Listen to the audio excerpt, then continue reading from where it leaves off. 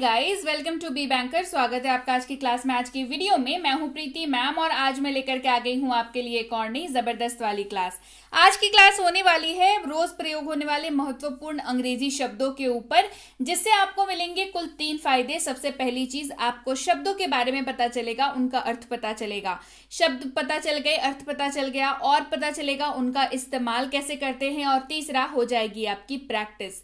तो हुई ना बहुत जबरदस्त वाली क्लास। चलिए शुरू करते हैं आज की क्लास। उसके पहले अगर चैनल पर नए हैं, पहली बार इस क्लास को देख रहे हैं, जल्दी से कर लीजिए चैनल को सब्सक्राइब करते वक्त इस बेल आइकन को जरूर दबा लीजिएगा, ताकि जब भी हमारी कोई नई क्लास आए आपको जरूर पता लग जाए। इसके साथ ही आप सीधे सीधे हमारे साथ जुड़ सकते हैं टेलीग्राम के जरिए, ताकि जब भी हमारी कोई नई क्लास आती है आपको रोज टेलीग्राम पर मुहैया कराई जा सके। तो टेलीग्राम पर जुड़ जाइए। हमारी बुक्स, हमारी ई बुक्स, हमारी पेड कोर्सेज के बारे में आप वहां जान सकते हैं।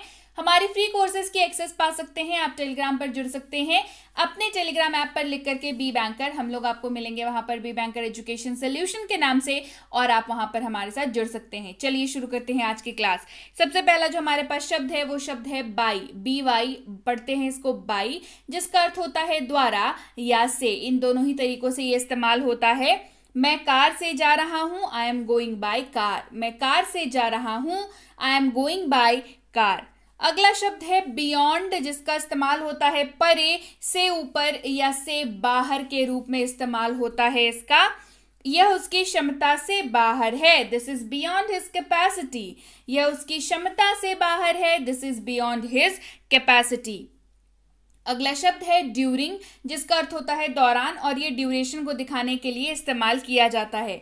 मैं गर्मियों के दौरान तैराकी का अभ्यास करता हूँ, आई प्रैक्टिस स्विमिंग ड्यूरिंग समर्स। मैं गर्मियों के दौरान तैराकी का अभ्यास करता हूँ, आई प्रैक्टिस स्विमिंग ड्यूरिंग समर्स। अगला शब्द है इनसाइड, जिसका अर्थ होता है अंदर।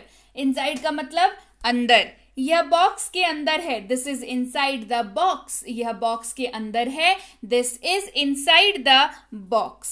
एक्सेप्ट यानी कि के सिवाय या को छोड़कर। एक्सेप्ट शब्द का इस्तेमाल इन दोनों शब्दों के जगह पर हो जाएगा। उसके सिवाय सभी ने परीक्षा पास की, everyone passed the exam except him.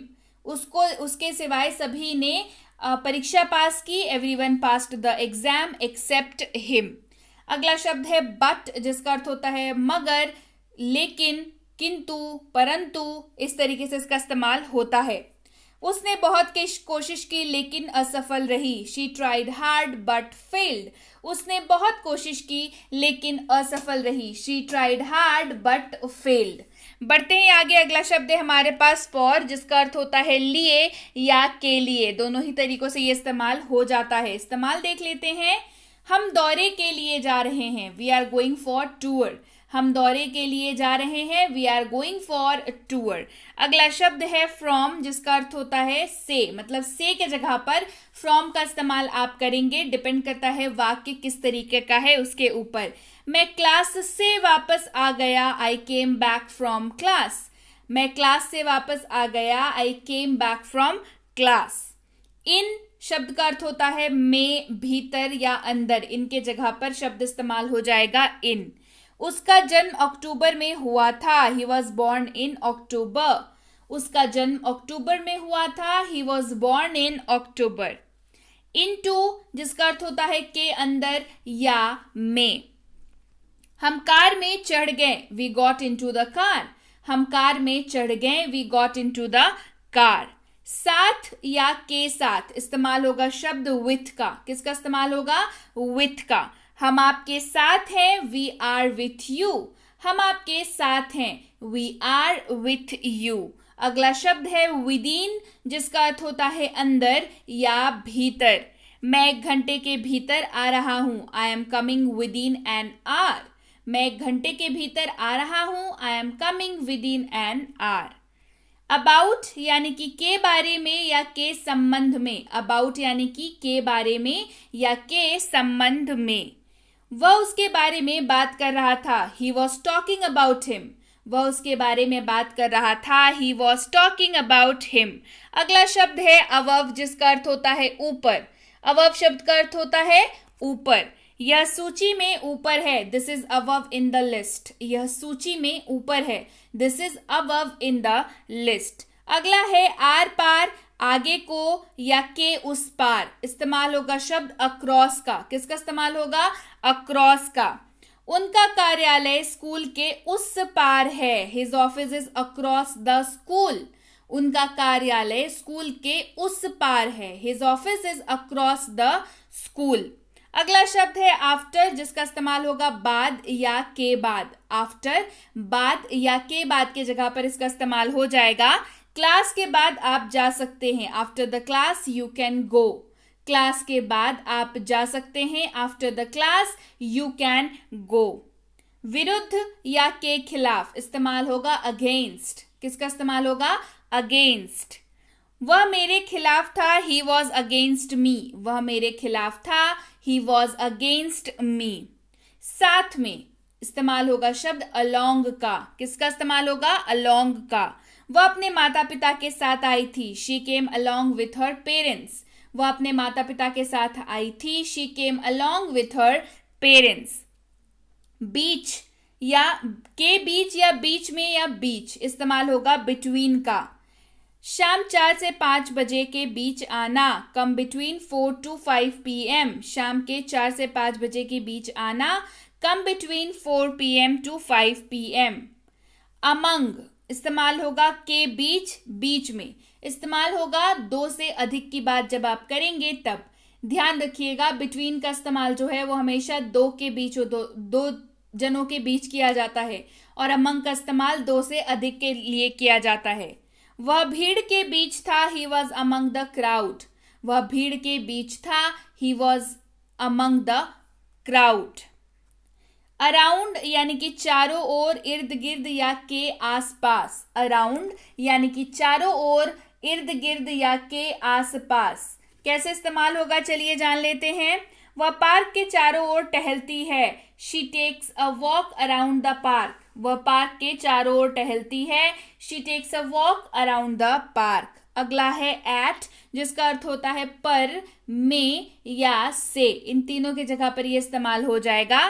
Class रात 8 बजे से शुरू है। The class starts at 8 PM। Class रात 8 बजे से शुरू है। The class starts at 8 PM। अगला शब्द है ऑन, जिसका अर्थ होता है में, पर या को। इन तीनों के जगह पर इस्तेमाल हो जाएगा ये। मैं रविवार को फ्री नहीं हूं। I am not free on Sundays. मैं रविवार को फ्री नहीं हूं। I am not free on Sundays. On to, के ऊपर या ऊपर, इस्तेमाल देखते हैं। वह साइकिल के ऊपर से कूद गया। He jumped on to the bicycle. वह साइकिल के ऊपर कूद गया। He jumped on to the bicycle. अगला शब्द है ऑफ, जिसका अर्थ होता है का। क्या अर्थ होता है ऑफ का? MP का CM कौन है? Who is the CM of MP? MP का CM कौन है? Who is the CM of MP? बंद, दूर या से दूर, इस्तेमाल होगा ऑफ। OFF ऑफ का यहां पर इस्तेमाल होगा। पंखा बंद करो, स्विच ऑफ द फैन। पंखा बंद करो, स्विच ऑफ द फैन। अगला शब्द है नियर, जिसका अर्थ होता है पास, पास में या के पास। क्या होता है? पास, पास में या के पास। हमारा घर मॉल के पास है। Our house is near to the mall. हमारा घर मॉल के पास है। Our house is near to the mall. अगला है नियर टू, जिसका अर्थ होता है पास या के पास, लेकिन इसका इस्तेमाल जो है वो स्लाइटली डिफरेंट होता है। खुले तार के पास न जाएं। Don't go near to open wire. खुले तार के पास न जाएं। Don't go near to open wire. बढ़ते हैं आगे। अगला है ऑपोजिट। ऑपोजिट का अर्थ होता है विपरीत या उल्टे। क्या अर्थ होता है ऑपोजिट का? विपरीत या उल्टे, है ना। चलिए, मेरा घर मॉल के विपरीत है। My home is opposite to the mall. मेरा घर मॉल के विपरीत है। My home is opposite to the mall. बढ़ते हैं आगे। अगला है ओवर, जिसका अर्थ होता है ऊपर, से ऊपर, पर से या के ऊपर। क्या अर्थ होता है? ऊपर से, पर से या के ऊपर। इस्तेमाल देखते हैं। क्या आप दीवार पर से कूद सकते हैं? Can you jump over the wall? क्या आप दीवार पर से कूद सकते हैं? Can you jump over the wall. अगला है ओवर, जिसका अर्थ होता है ऊपर, के ऊपर, अति या समाप्त। ओवर का जो है वो दो तरीके से इस्तेमाल होता है, अति या समाप्त के रूप में भी इस्तेमाल होता है और ऊपर या से ऊपर के रूप में भी इसका इस्तेमाल हो जाता है। अब देखिए यहाँ पे डिफरेंट इस्तेमाल है। वह 50 के ऊपर होगा, ही मस्ट बी ओवर 50। वह 50 के ऊपर होगा, ही मस्ट बी ओवर 50। अगला है बिटवीन, जिसका अर्थ होता है बीच में, के बीच, के मध्य या मध्य में। आप दोनों के बीच केक को विभाजित करें, divide the cake between you two. आप दोनों के बीच केक को विभाजित करें यानी कि डिवाइड करें, divide the cake between you two. अगला है बिसाइड, जिसका अर्थ होता है साथ में, बगल में या पास में।